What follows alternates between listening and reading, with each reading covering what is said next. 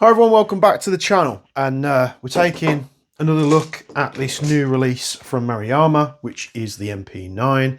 I've just thrown a red dot on there for looks, but one thing that I will say about attaching red dots to this thing is where you'd probably attach your red dot is exactly where the hop adjuster is in that small hole. So you're probably going to have to set your hop and then put your optics on afterwards.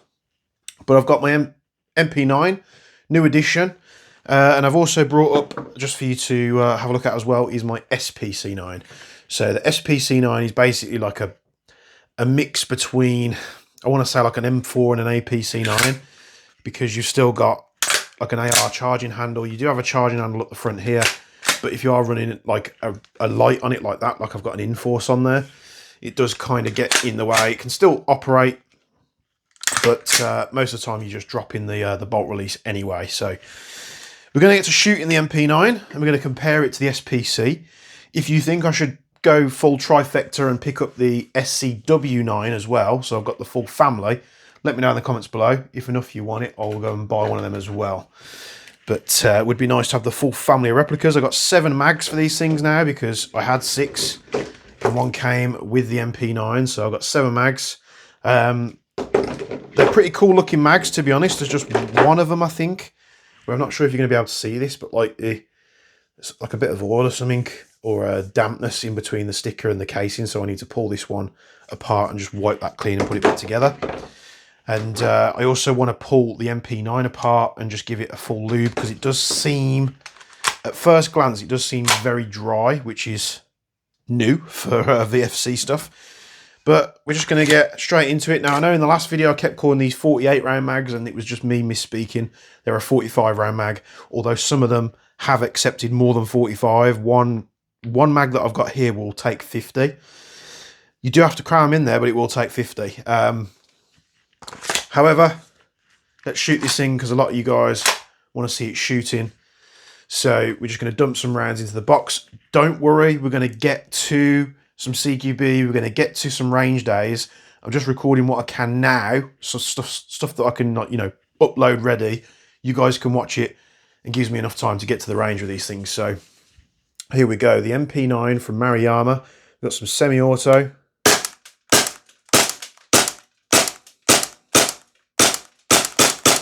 Nice and punchy. The trigger is actually not bad at all. You do have to kind of load up that pre-travel, but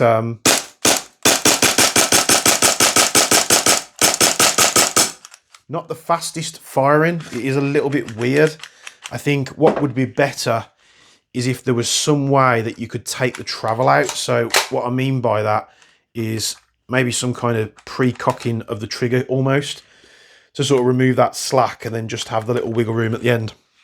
That would mess with the safety though, so yeah, not bad at all. Semi-auto is great. I'm just going to compare it to the SPC9 now. I think that's the suppressor. I did have one slight malfunction with this, doing some CQB, where we got into the game zone and I put my mag in and racked it, and I don't know what happened, but I saw the BB come out the back and go into the trigger box. And I was trying to rattle it out and I could not get this BB out. So I was like, screw it, I'm just going to run. And I ran a full game. It was only towards the end of the game when I was trying to dump the rest of the ammo out my mags that it was binding up the trigger.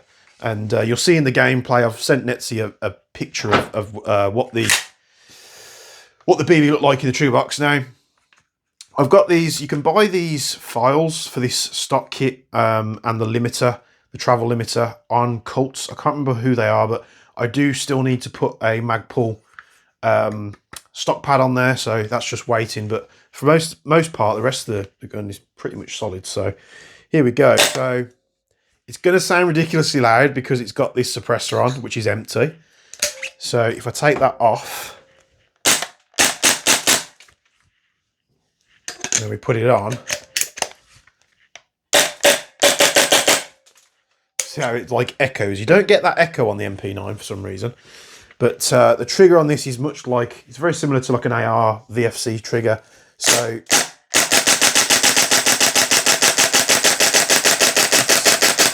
it's going to be superior because you can get back on that trigger so fast.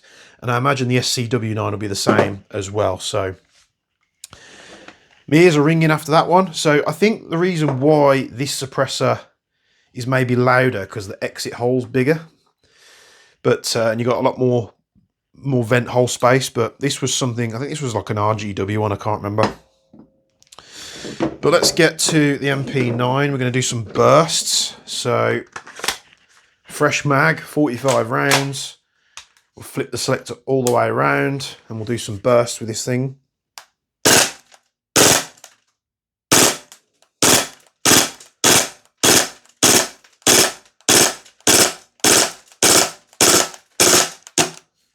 So it will feed all the rounds. I think burst is going to be your friend with this thing. It does start running out of chuff towards the end, but because I've been looking at what people have been saying on the forums online about this thing, and a lot of people seem to be concerned about the full auto. But honestly, I can't think of any situation that I would be in where I would need to completely dump a full mag. I don't think I've ever been in that situation with a gas blowback. Electric's a little bit different because let's say you're out in a woodland and you're trying to suppress, you can just hold down your trigger and let the rounds fly, and more often than not they're all kind of in the same area. Gas blowback's a different horse to jump onto, and you know, if you're in those kind of situations, especially myself, I am not the one that's suppressing, and I'm telling people, guys, I've got 30 rounds in a mag if I'm using an MWS.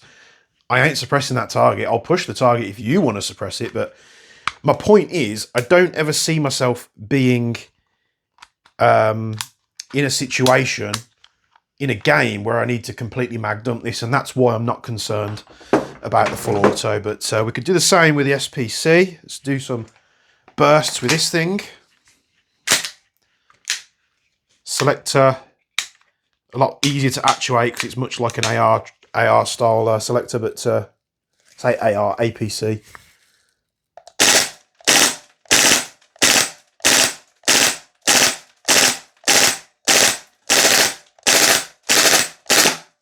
What I will say with the SPC9 is, and I see this on a lot of VFC guns to be honest, is the full auto being like inconsistent, where it kind of like speeds up and slows down. I'm not sure why that is. I always seem to experience it on VFCs or Mariyamas and other APFGs, whatever you want to call it. The only one exception I think is the MPX, which is the APFG MPX, which is just pure violence every time I hold down the trigger. So, right, we've done some bursts. Can we dump a full mag? I'm guessing not, but we're just going to send it anyway. Or we might get all the BBs out. We might not get lock back. So we'll just do a dump and we'll see what this thing can do. One thing I will say, disclaimer, not that I'm defending this platform at all. It is cold here at the moment. It's about 10, 11 degrees outside. And I'm one of those people that starts putting the heat on late in winter. So it is cold in here. It's not warm at all. Do I have one loaded? I can't remember. Did I load one? I don't think I did. So we'll put one. Yeah, I did. I did have one loaded. I'm a dumbass. So we'll just get rid of that out of the suppressor. It's me talking and not paying attention. So we'll just get rid of that. Let's put it on safe while I screw this on. And let's go for a full auto dump and see what it does.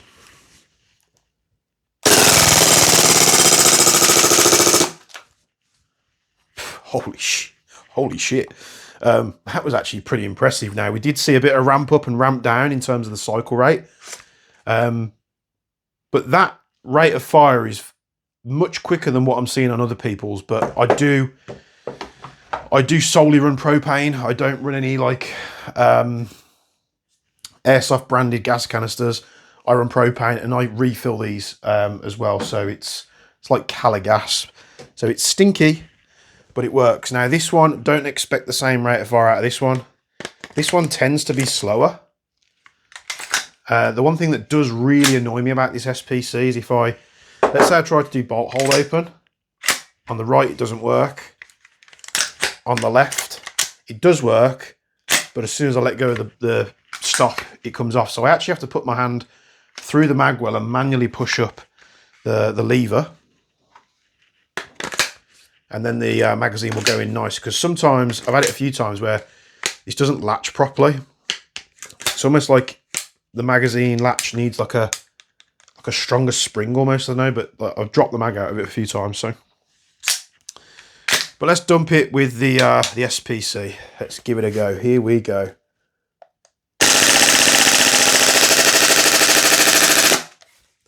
A lot less gas spit, and yeah, to be honest, it runs really well. These Maruyamas, I tell you what, I really like I was really fanboying over the UMP when I bought it, and then we realised how crap it shot on the range, which I did get a lot of shit for online, but you know what, I'm kind of used to it now. The hop and barrel was loaded up with a lot of oil, so I stripped it and cleaned it, so we need to take this back out and give it a good test. But this was kind of, I was leaning towards this as being, you know, my new go-to SMG, but it's been blown out the water by these Maruyamas, I'm telling you now. These things are really, really good. But you're not here for the SPC, you're here for the MP9. So we'll do some more bursts on auto, and let's see how it does again. It's so like a 2 or 3 round burst is just perfect for this thing, because like, I don't know, let's say you're in the woods, you see 2 guys next to a building, you're a little bit far away, so you want to do a burst, so it's like, it's just so, it's so nimble and agile. I mean, I don't know what it is. I'd like SMGs that have the mag go through the grip, so like the MP9, the MP7. I'm just a fan of how they work, but this thing,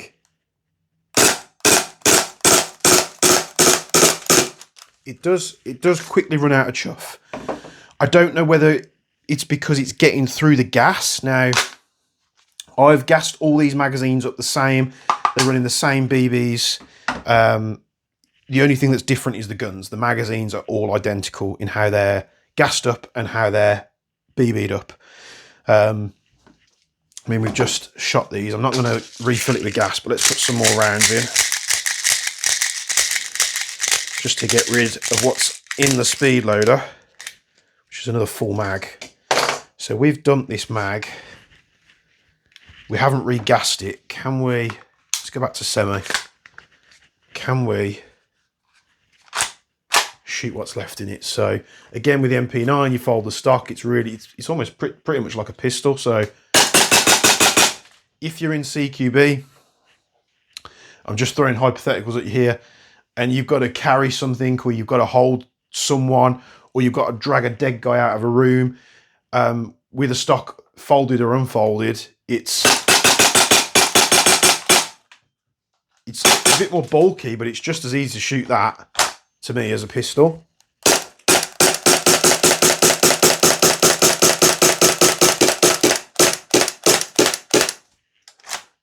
We did shoot all the BBs, but we didn't lock back, but that's 90 rounds out of that magazine, especially after just dumping it full auto as well. So yeah, this thing is actually, it's showing all the right signs.